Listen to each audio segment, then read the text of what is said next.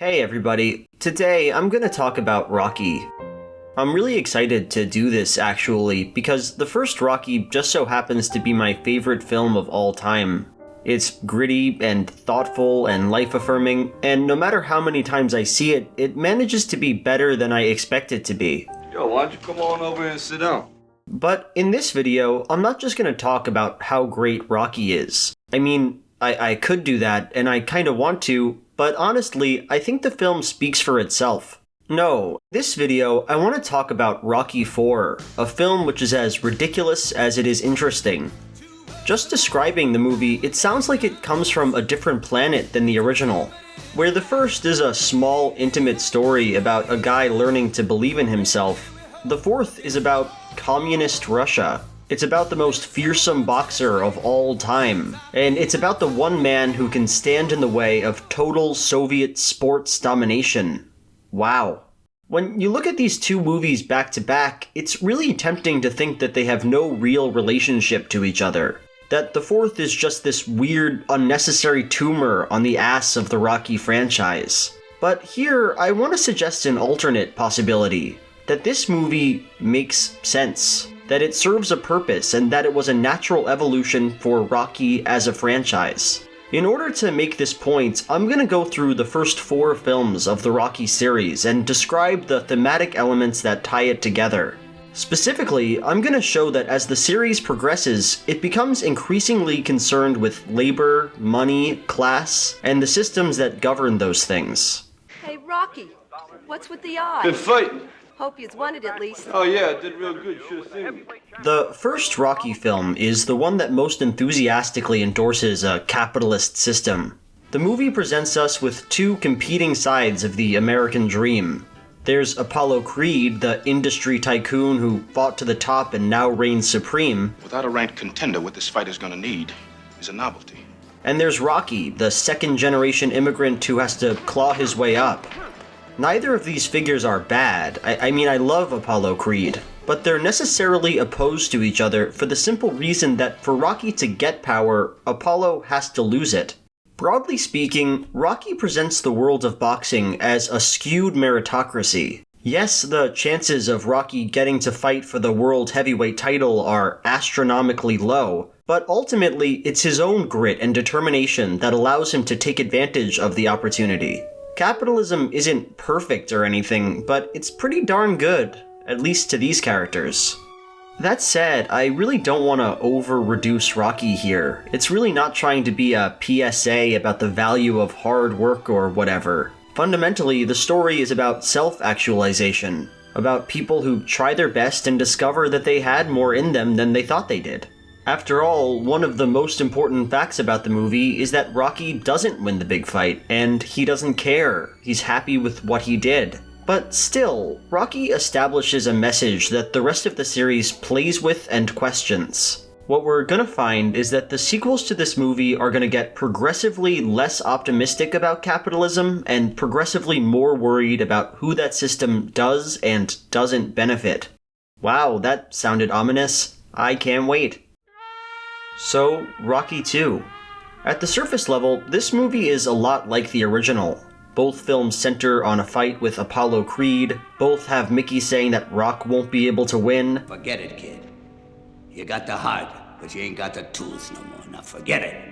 In both, Rocky trains his big heart out and wins the day, at least to his satisfaction. But when we get past these surface level similarities, we find that these movies are doing totally different things. Off the bat, Rocky II introduces the idea that Rocky isn't just fighting for his own sake, to make himself happy or complete or what have you. He's fighting to make money, to support a family and buy them stuff. I don't want you to get by the hard way, you know? I want you to have good things. I want the kid to have good things. And fighting isn't just a way for Rocky to make money, it's his only way. The first act of the movie basically just shits on Rocky for 40 minutes. He can't do ad work because he's not a strong reader. He can't work in an office because he didn't graduate high school. He can't even do manual work. Rocky Balboa is laid off from a job lifting boxes. Really, Rocky II positions Rocky as the classic proletariat. He's made an object of labor systems, forced to box, forced to cause himself grave bodily harm through economic necessity. And what's more, Rocky totally internalizes this idea that he only has one purpose. He constantly reminds both himself and his wife that he is a boxer. That's just what he does and what he has to do. I ain't supposed to do no commercials, and I ain't supposed to work in no meat house. I'm supposed to be a fighter. He even claims that for him, not fighting would make him not a man. Please, I'm asking you, please, don't ask me to stop being a man. I find this internalization of roles really interesting because it couldn't be more different from the original film. The first Rocky is all about shirking labels. At the beginning of the story, both Rocky and Adrian are pigeonholed.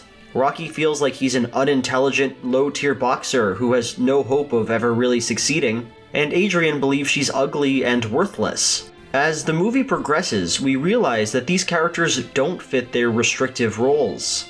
Adrian isn't worthless and doesn't have to be shy. I always knew you was pretty.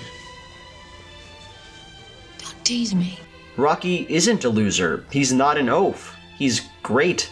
But when we get to Rocky 2, we no longer have the sense that people can learn and change. And as such, capitalism is no longer presented as a system where people can really self-actualize. Yes, Rocky wins the big fight, and yeah, he's happy about that, but suddenly, it wasn't his choice to make. He is a tool meant to perform one action, and even if he doesn't want to, he's gonna perform that action. Okay, so if Rocky 2 shows us the anxiety of laboring as a poor person under a capitalist system, then Rocky 3 tells us that even once you make it in that system, you're still anxious all the time. The movie starts after Rocky has gotten rich. He beat Apollo and he defended the world heavyweight title 10 times. And we're left wondering, what does this guy have to worry about at this point? The answer, the movie tells us, is being rich. Facing off against Rocky this time is Clubber Lang, a poor, aggressive boxer who's desperate to fight his way to the top. You call yourself a fighter? Prove it now! Give me that same chance! And Lang's presence raises two main concerns for Rocky. First, Rocky has to wonder, does he really deserve any of his wealth or success? See, when he considers fighting Clubber, Mickey's like, no, you shouldn't do that. This guy is a wrecking machine, and he's hungry. Hell, you ain't been hungry since you won that belt. Oh, what are you talking about? I've had 10 title defenses. That was easy. What do you mean easy? They was handpicked. And because Mickey says this, Rocky realizes that the system he's been fighting in for so long is constructed to advantage the privileged and disadvantage the unprivileged. He didn't stay on top because he was the best. He stayed there because it was pretty easy to stay there. And this realization rocks, Rocky to his core. It forces him to have an identity crisis. He didn't have to carry me and lie to me and make me think I was better than I really was when I wasn't. Second, Rocky starts to think that poor people are just more productive than rich people. When he was poor, he needed to win. It was a life or death thing. He had the eye of the tiger. Now that he's rich, it's just not as important. And the only way Rocky can resolve this problem, become as generative as he once was, is by getting back to how he felt when he was poor. He trains with Apollo at a gym filled with young, untested boxers, and he finds his feet again. The movie treats wealth as a liability, something to overcome and avoid, at least when it comes to fighting. So, we have all this anxiety about capitalism bubbling under the surface here. If you're poor, you're screwed because you're forced to labor in ways you might not like. And if you're rich, you're screwed because you can't labor as well as you used to. And so we get to the point where we're asking, if everyone who lives under this system is worried all the time, is that a system worth maintaining? Enter Rocky IV, a movie which is fixated on asking and answering that question. In this film, Rocky has to finally face the alternative to American economic structures. He has to fight the communist Soviet Union. And considering the fact that Rocky IV is so explicit about its economic conflict, it's no coincidence that it seems to question the role of capitalism more than any other movie in the Rocky franchise. At the beginning of the movie, Ivan Drago comes to America. and his very presence calls into question some of the things that earlier Rocky films took for granted. See, over the course of the first 3 movies, it's been an unspoken assumption that fighters fight for themselves and for the people around them. They don't get in the ring to prove some ideological point or whatever. They just want to win really bad. And that, right there, is the basic rule of capitalism. In a free market, people only produce things for themselves, and everybody has total ownership of their accomplishments. But here, in the 4th film, we have this behemoth, a product of technological innovation and state power, and he seems to lack an identity of his own. He's not fighting to be the best or to make a life for himself. He's fighting because that's what the government told him to do and made him to do. And if he really is as powerful as the USSR says he is, if he is the best boxer of all time, then maybe America was wrong. Like, about everything. So America is under ideological attack, and that feeling is made so much worse by a sense in the movie that capitalism just isn't as strong or productive as it once was. This was already a big idea in Rocky III, where Rocky's a lesser boxer because he's too rich. But in the 4th film, the conflict hits its peak. The ambition and raw energy of the first film has all but vanished, and replacing it is just consumerism. Rocky drives a nice car, he lives in a mansion, he dresses well, and he doesn't really do much besides that. My favorite example of ridiculous opulence in this movie is the robot, the birthday gift Rock gets for Polly. I love this thing because it somehow manages to be both silly and haunting. On one hand, the thing is a joke. It says it loves Polly and it wanders around and, look at it. But on the other, it's a robot in a Rocky film. How surreal. And it's always just lingering in the background of scenes. It's never the focus, but you're always aware of it. What the hell is that? That's my girl. Whoa, what's going on here? And I think that the robot gets at the ominous quality that capitalism has in Rocky IV. The very system that allowed these characters to rise to the top is now being used to buy the most frivolous, unnecessary objects in the world. Its presence reminds the audience that Rocky is powerful enough to buy a robot, and that he's out of touch enough to want one. Embodying our fear that capitalism is a deeply flawed system is Apollo Creed. Before Rocky has the chance to fight Ivan Drago, Apollo does, and he dies as a result. And I think we can learn a lot about this movie by asking the question, what do Apollo and his death represent? So, at his core, Creed is a figure who takes consumerism really seriously. For him, there is no real distinction between materialism and ideological warfare. Just look at the juxtaposition between these two scenes leading up to the fight with Drago. In the first, he's dead serious about how important this all is. No, man. That's where you're wrong. This is not just an exhibition fight that doesn't mean anything. Look, it's us against them. What are you talking about? Come on. In the second, he's dancing to Living in America and wearing a ridiculous hat.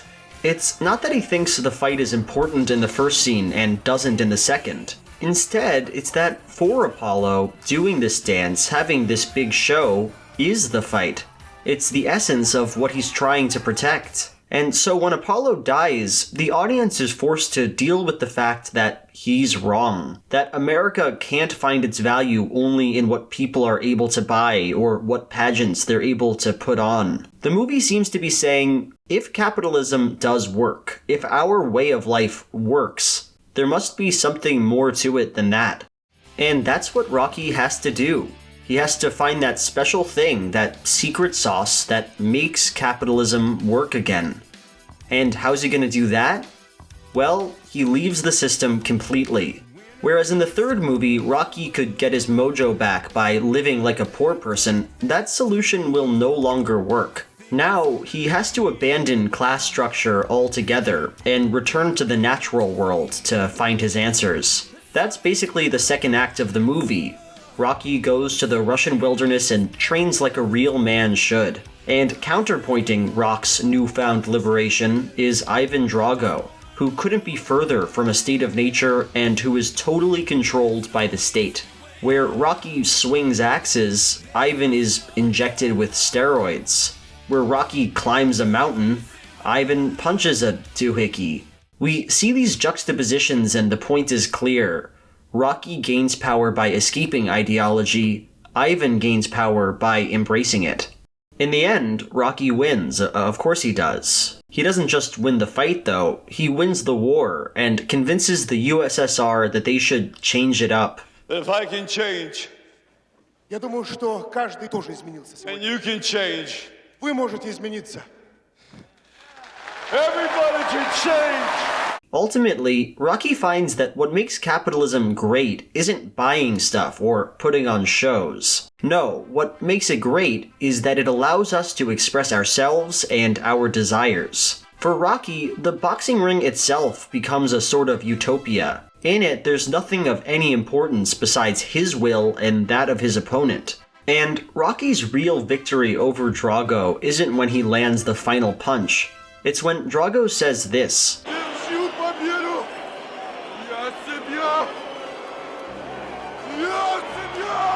Suddenly, the Soviet boxer gets it. He unshackles himself from state ideology and realizes that when he fights for Drago. That said, Rocky IV isn't totally gung-ho about capitalism. I mean, all the problems and anxieties we've seen over the course of the last 3 movies go totally unresolved here. Poor people still have to abuse their bodies to make a living under the system. Rich people still have reason to be concerned about their lack of productivity. The robot presumably still lives. Even as the seed of capitalism is good, at least from the movie's perspective, the fruit is still rotten, and nothing changes that. You know, before I started thinking about this video, I was the sort of person who didn't take Rocky sequels very seriously. I liked them enough, but next to the first movie they seemed completely unnecessary. And while I still think that Rocky is by far the best film, I have more respect now for the series as a whole. When you look at the films all together, there really is a deep connection between them. There's a shared feeling of anxiety, a looming fear of capitalism that gets more and more pronounced the deeper you go. In some weird way, Rocky IV isn't just a logical place for the Rocky films to go, it's the thematic peak of the series. And considering how absolutely ridiculous this movie is, that's a strange thing to think about. So, that's all I had to say about Rocky, at least for now.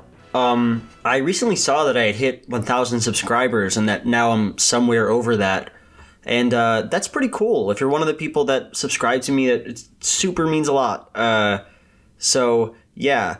Like, comment, and subscribe, and I'll see you next time. Bye.